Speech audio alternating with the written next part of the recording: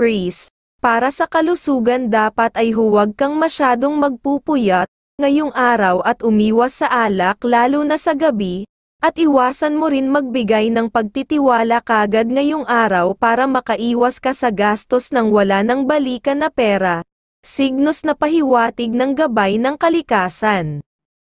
Taurus, maging mas maingat ka sa gabi sa pamamasyal lalo kung nag-iisa, at huwag nang gumawa ng pakikipag-usap sa bagong makakausap, at bawal din sa iyo ang alak sa buong araw, para maging mas maayos ang kalusugan at makaiwas sa biglaang gastusan. Signos na pahiwatig ng gabay ng kalikasan.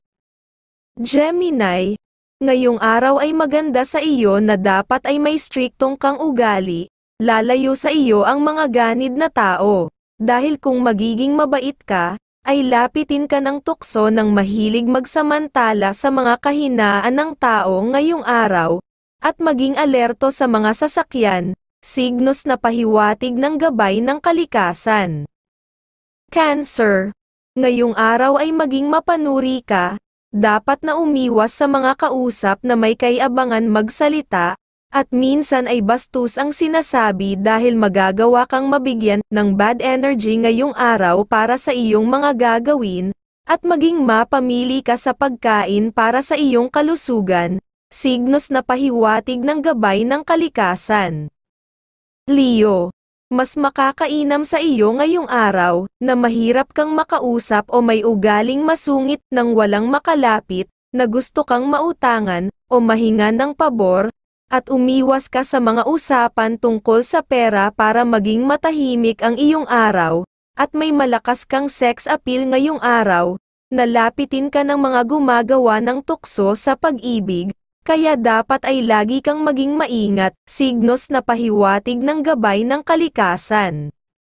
Virgo, ang maging mahirap ka umayon sa mga kaibigan mo ngayong araw ang dapat na iyong gagawin, para makaiwas ka naman sa masasabing suliranin sa pera. Gawin mo na layuan muna sila ngayong araw para iwas ka sa bad energy na dala nila. Signos na pahiwatig ng gabay ng kalikasan.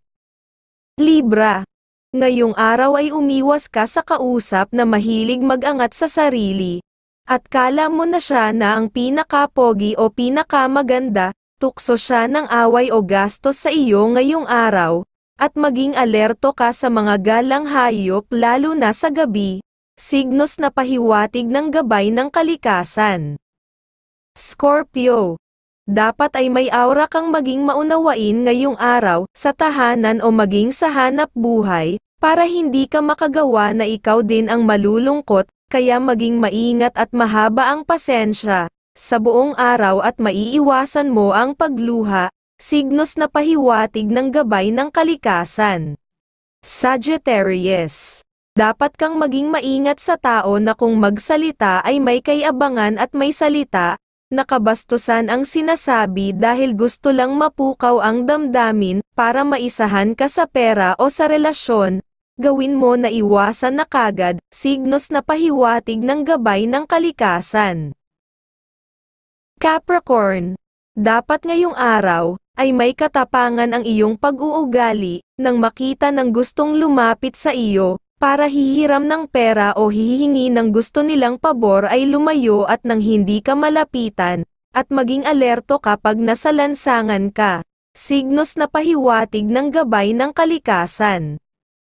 Aquarius, maging matyaga ngayong araw kung may dapat kang tapusin sa pinapagawa sa iyo, dahil kung magiging easy-easy ka, ay mapapag-alitan ka na magbibigay sa iyo ng kalungkutan, signos na pahiwatig ng gabay ng kalikasan.